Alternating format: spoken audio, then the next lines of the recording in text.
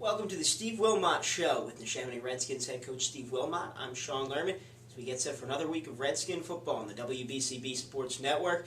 Neshaminy coming off of a big win over Ben Salem. Next week, a tough game against North Penn High School at North Penn. That game will be video streamed, presented by the Sports Fan Base Network. There will be a link at WBCB1490.com. You can also listen to the game, as always, at WBCB1490.com. And Coach, a big win over Ben Salem this week. As you said going into the game, Ben Salem, they play hard in every single game. No difference this past week, but a big win for Neshaminy.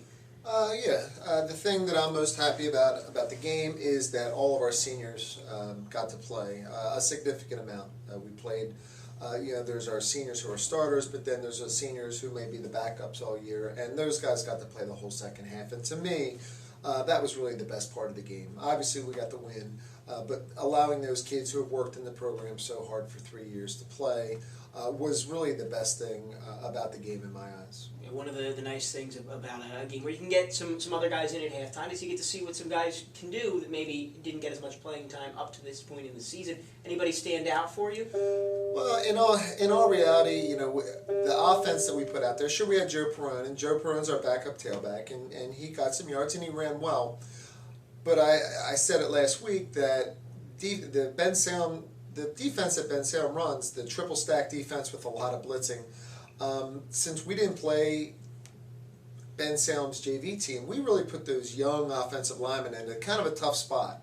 We pulled our varsity guys out, and then we threw this whole front at them, a front that they really haven't practiced a whole lot against, and they didn't practice because Ben Salem doesn't have a JV team. So we put them in a tough spot. So the blocking wasn't as good as we thought it was going to be, but we managed to get some first downs and get through the game. And then Joe had that, 25-yard run there at the end of the game. So that was good for Joe. I mean, we know what Joe can do, and Joe's a more than capable backup tailback. The defense played well. They gave up that one run where 2 or 3 guys had a chance to tackle them, and unfortunately they didn't. But for the most part, and again, we had some seniors in there. Tom Errico, we kind of put him at nose guard, and he was doing a real tough job battling in there. So it was, there was some young kids in there, but again, there was a good mix of older kids in there too. Proving that they've been in the program for 3 years and proving that they're all the hard work that they put in really paid off. As far as the offensive side of the ball, Chris Wilson was one of the guys that I talked to after the game as our area health player of the game, and Chris, he's a big guy up on that offensive line. Looked like the offensive line played really well. They did good. Yeah, they did good. All the blitzing and stuff that Ben Salem did, they seemed to pick it up, and Will got yards, and Mason was able to do. They had an aggressive defense. We knew they had an aggressive defense, so Mason was able to do some of those bootlegs. We ran one of those bootlegs, and we got Denzel Hughes on the touchdown.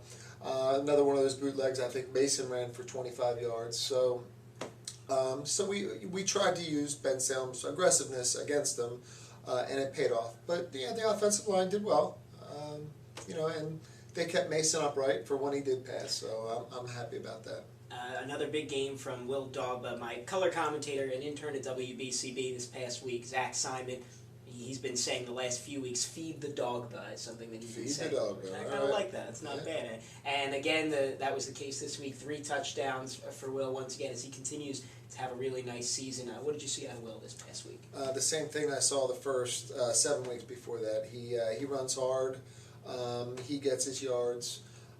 Still waiting for that breakaway. I'm still waiting for that 80-yard breakaway, but he getting 10, 15 yards at a clip, I'll take that too. He's a hard runner, and he does a nice job. You can see that he spends a lot of time in the off-season lifting weights because he can run through some. He does a nice job. He's fast. He gets through that hole quick, and it's basically the same thing that we saw the first 7 games of the year. Nice, hard running by Will. As far as the special teams for Neshaminy, I know after the first couple games of the season, you said there were some things that maybe needed to be worked on. But now the special teams, it looks like, have been outstanding. Multiple punts blocked in the last few weeks, big returns on kickoffs, and Dylan McDonald he's booting the ball way further than I see most high school kickers able to do. he's racking up a couple of touchbacks, and that's not something you always see at the high school level. Yeah, no, that's Dylan has played well. He's had a real busy soccer schedule. This past week it wasn't as busy for him, but the week before, he had the week before he had 4 soccer games plus, he had one that afternoon, so he had to he had to get home from the game and then get out and start warming up with us. His leg might be tired, but he looked very fresh this past week. Special teams, I'm happy with special teams because that first kickoff return with Denzel. As a tribute to all the seniors, I kind of put all the seniors out there to kind of block for Denzel on senior night, and Denzel made a play. Actually, all year Ben Salem was kind of pooching the ball, so the return I had in for the week was kind of it wasn't designed for that long kick that they actually gave us, but the kids blocked well, and then Denzel made a nice run. On blocking that was designed for a short kick, not a long kick. So, Denzel made a play, and Denzel's more than capable of making plays. Jack Spengler had one of the punt blocks. He's been our guy all year as far as the punt block goes, so, that was good for him. Will Dogba also blocked one, but they called him on hitting the center. A call that I don't really agree with. He slid right in that gap between the center and the guard, so I don't necessarily agree with that call. And then we got a piece of another one also. So the special teams were good. Special teams have been good all year. Jack Spengler got in there to attempt a punt as well. Senior getting to do something a little different. Yeah. Again, he's more than he punts better than that punt shows that he can punt. Okay, and he'll be out there punting again this week. We want to take a little bit off Dylan, which you can see with his touchbacks. It paid off. Okay, it just mentally maybe he didn't pay off. He didn't have to worry about going out and punt. Jack, we gave Jack the punting job, and Jack was more than willing to take it over. So hopefully Jack shows how good of a punter he is this week. I have a feeling we'll see a big week out of Jack. He's played very well over the last few weeks. Yeah. Going to need a big week this week coming up against North Penn. At North Penn, it'll be video streamed. There'll be a link at WBCB1490.com presented by the Sports Fan Base Network. Big one against North Penn. We'll talk about that when we come back on the Steve Wilmot Show, presented by ARIA Health. The ARIA 3B Orthopedic Institute is redefining care in Center City and South Jersey. And our 50,000 square foot location on ARIA Health's Bucks campus in Langhorne features private rooms, free parking, and nearby hotels. With over a century of experience, the world-class 3Bs, Doctors Booth, Bartolozzi, Balderston, and their partners personally guide you from treatment through recovery. For all your orthopedic needs, call 1-888-ORTHO-3B or visit aria3bortho.org. At the ARIA 3B Orthopedic Institute, you come first. If you are looking for a car, where do you go? Faulkner Auto Group at 4427 Street Road in Trevose is where to go for the best deals in Bucks County for all your new pre-owned cars, trucks, or SUVs. Go to Faulkner Auto Group. It's always Faulkner, to be sure. Go online to faulknerautogroup.com. Just remember, it's Faulkner, to be sure, for all your new cars or trucks. 4427 Street Road in Trevose. Faulkner, to be sure. Hi, Merrill Reese to tell you about our good friends at the Revere Ristorante Italiano in nearby Ewing Township at 802 River Road. I can tell you that from South Philadelphia to New York's Mulberry Street, there's no better Italian cuisine than that served at the Revere. Start your meal with one of their great appetizers or salads. Entrees include outstanding veal dishes, fresh seafood daily, excellent steaks and chops, homemade pasta dishes, daily specials, and much more. You can also enjoy their bar area, where on most weekends, entertainment is offered. The Revere also does off-premise catering and can accommodate private parties for any affair, including business functions. Call the Revere Ristorante Italiano for more information and reservations at 609-882-6365. 882-6365. The Revere Ristorante Italiano open Monday through Friday for lunch and 7 days for dinner at 802 River Road, right off the Wilbertha Road exit on Route 29. In nearby Ewing Township. Don't forget, if you miss any of your local high school sports action, you can read all about it in tomorrow's edition of the Trentonian. For your complete local and national news 7 days a week, it's the Trentonian, or online at thetrentonian.com. The only newspaper serving Bucks, Burlington, and Mercer County 7 days a week, it's the Trentonian. Welcome back to the Steve Wilmot Show, presented by Aria Health with the Chamonix Redskins head coach Steve Wilmot. I'm Sean Lerman as we get set for another exciting week of Redskin football on the WBCB Sports Network at North Penn this week in a big Suburban One League National Conference matchup. North Penn coming off of a 27-20 win over Pennsbury. And Coach, this is a big one, probably one that you have circled on the schedule. And we knew our last two games. We knew our last two games on the schedule were going to be tough ones and good tests. All year, whether it's 2015 or 2005, whatever, you preach on getting better each week. That's what gets you out there to practice every day, just getting better. And we'll see how much better we got this week. That basically is how it goes down to. We're going to need to block well.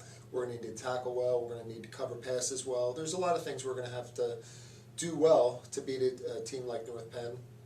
But hopefully all that improvement that we did throughout the course of the year pays off.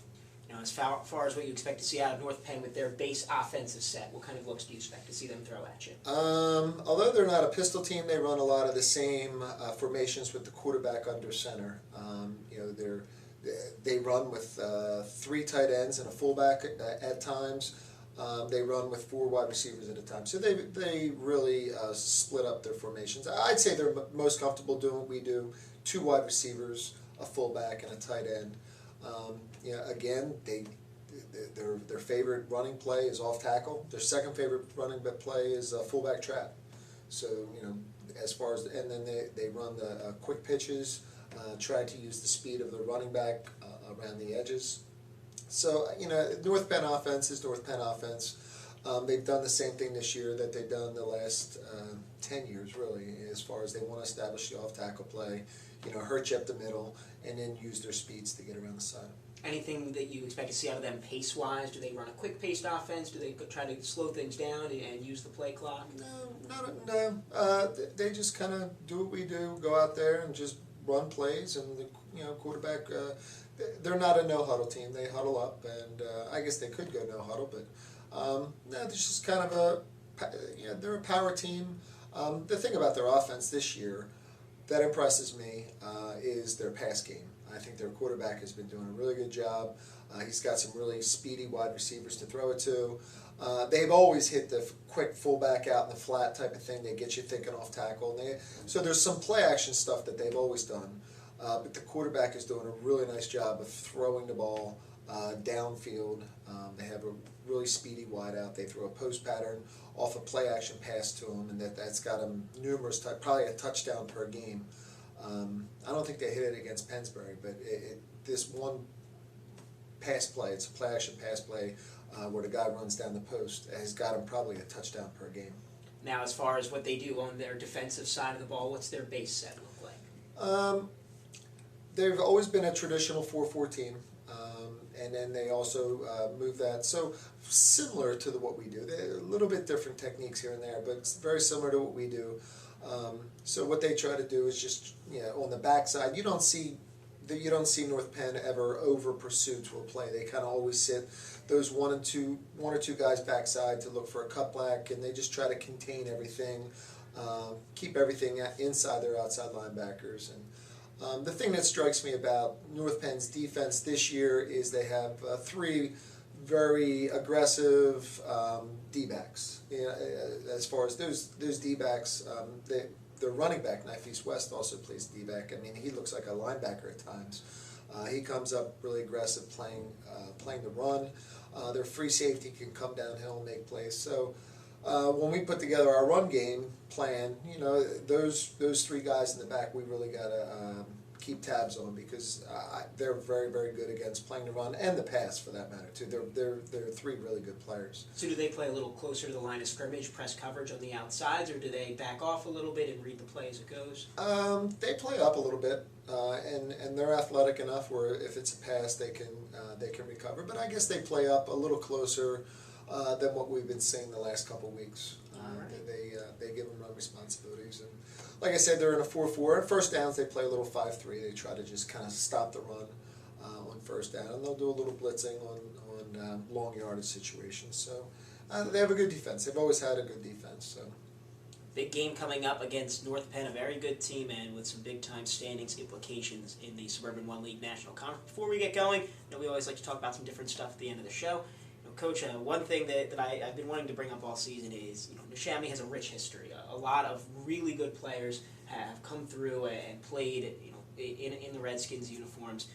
Many of them playing college football right now. Have you been able to keep tabs on anyone, what they're doing coming up this season? Well, funny you ask. I attended on Saturday afternoon the Bloomsburg Huskies against the Westchester Golden Rams. I had a fun time at the game. We have one kid. I mean, really, in all reality, I was telling the guy from Suburban One Sports.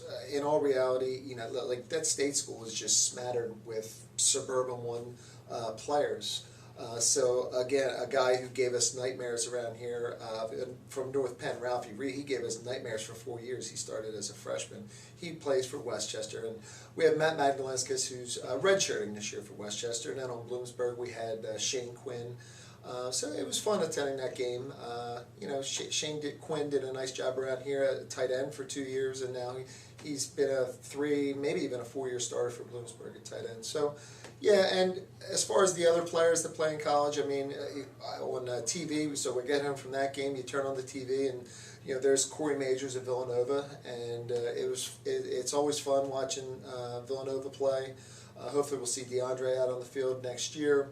And then at UConn we have Luke Carazola, who again a lot of times UConn games will be on the ESPN3. So a lot of times I can just, if I have a free moment on the weekend, which actually isn't that much recently, but so I can just kind of click on him and look at him. And again, we have a smattering of kids all over the state schools. We got Denny Lord at Kutztown. We have Mike Palmer at Shippensburg, and I'm sure there's a whole bunch of other kids I'm forgetting. So yeah, we definitely keep track on how they're doing.